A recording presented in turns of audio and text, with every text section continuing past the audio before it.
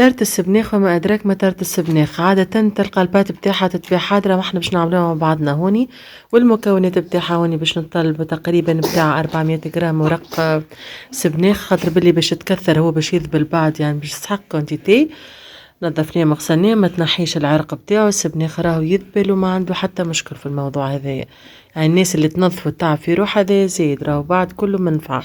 عندنا البات هوني حطينا تقريبا تاع 300 جرام فارينة، مع زوز اصفر عظم وابيض عظمة، وهكا نلمدوهم مع بعضهم بشوية ملح وشوية زيت من غير حتى ماء. وردوا بالكم تعجنوها، كان عجنتوها راهي باش تفسد البات وماهيش باش تصلح لكم حتى شيء.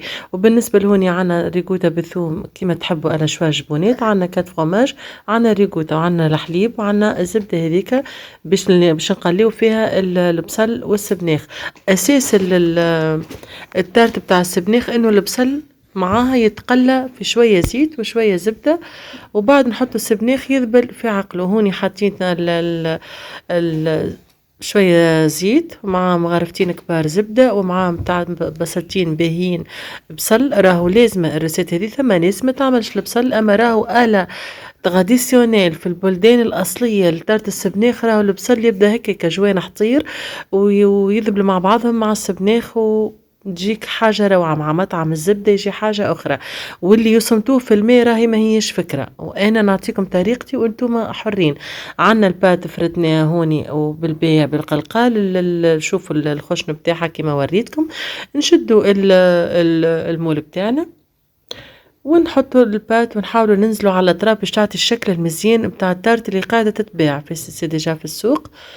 ونخيروا نعملوها في الدار وحدنا، سهله خير من اللي تشريها حاضره تبدا هكا يابسه ماهيش كيما نشوفوا محلاها. هوني خذيت القالب بتاعها الكل، بعد بالقلقال من فوق نسوي توا يتسوى لي كوتي الكل.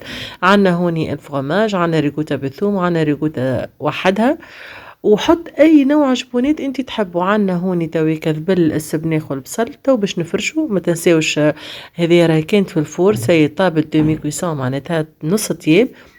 وعملنا الفرشيطه هذيك لازم تنقبها، ما كاش تنفخ وتفسد لك، لازم المرحله هذيك. وعندنا هوني باش نحطوا كعبتين عظم، ونخلط الجبونات بتاعنا مع 120 ملي حليب، وتخلط مع بعضهم الجبونات والعظم اللي باش نغطيو بها بعد السبناخ. نفرش السبناخ بتاعنا بالطبيعة ونحطو جبونات، وهكا كانت حاضرة وعلى درجة حرارة 180 تقريبا متاع 40 دقيقة ماكس. وتكون هكا حضرت اللون دوري، البنة عالمية، البات هشوشة، والرسيت ياسر تحفونة. صدقوني جربوها، ما تصمتوش السبناخ في الماء، حاولوا تذبلوها في البصل والثوم وشوفوا روعة والبنة. صحة بالشفاء.